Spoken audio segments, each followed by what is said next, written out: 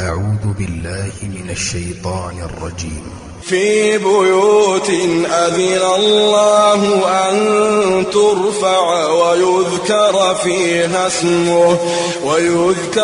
فيها اسمه يسبح له فيها بالغدو والآصال رجال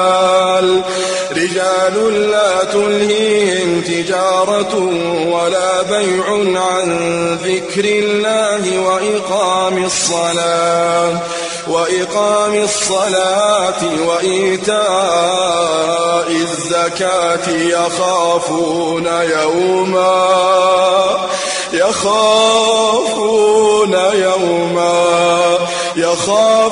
يوما تتقلب فيه القلوب والأبصار يخافون يوما تتقلب فيه القلوب والأبصار في بيوت أذن الله أن ترفع ويذكر فيها اسمه يسبح له فيها بالغدو والآصال رجال لا تلهيهم تجارة ولا بيع عن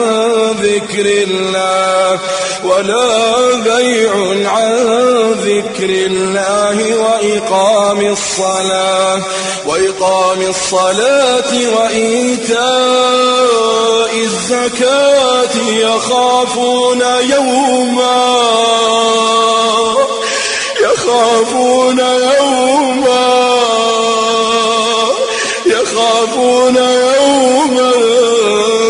تتقلب فيه القلوب والأبصار يخافون يوما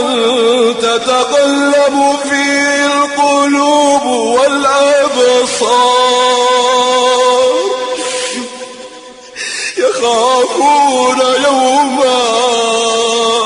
يخافون يوما تتقلب فيه القلوب والأبصار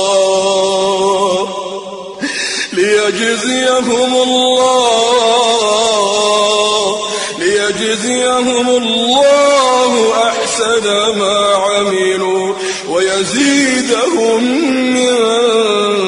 فضله والله يرزق من